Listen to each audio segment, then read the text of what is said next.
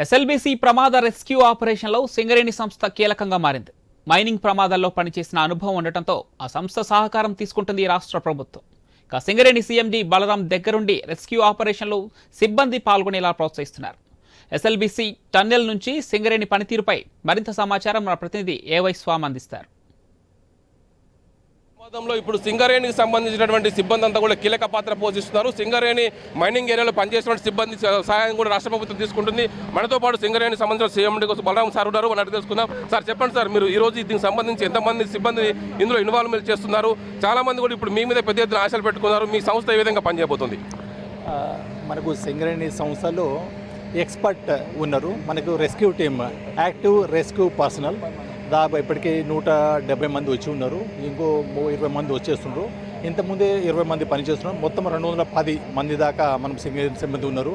మనం NDRF and ఎస్డీఆర్ఎఫ్తో మాట్లాడితే వాళ్ళకి అండర్ గ్రౌండ్లో పనిచేసిన ఎక్స్పీరియన్స్ అనేది ఉండదు.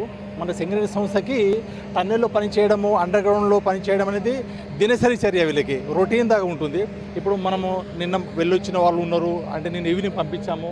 అండ్ మనోళ్ళు ఇప్పుడు జిఎం రెస్క్యూ ఉన్నారు, అందరు ఇన్ఛార్జెస్ ఉన్నారు.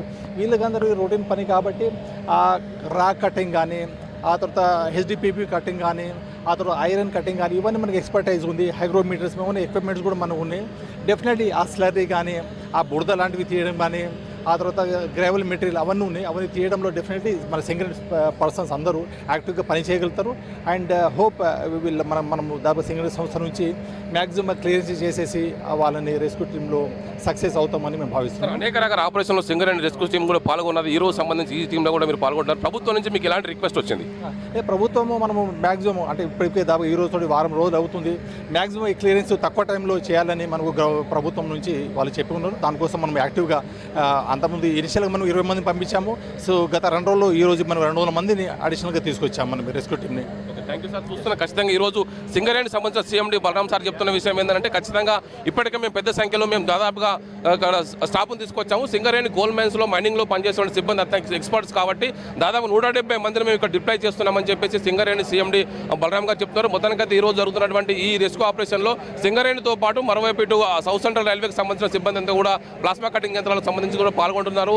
ఒక్కొక్క రోజుకు సంబంధించి మొత్తం ఈ ఆపరేషన్ ఏదైతే ఉందో దీనికి సంబంధించి ఎస్ఎల్బీసీ లోపల చిక్కుపడిన ఆపరేషన్ కూడా ప్రభుత్వం అత్యంత ప్రతిష్టాత్మకంగా తీసుకొని అన్ని విభాగాలను కోఆర్డినేషన్ చేసుకుంటూ ముందుకు సాగుతూ ఉన్నారు. కెమెరామెన్ నవీన్తో A Y Swamy, I News, SLBC intake well నుండి.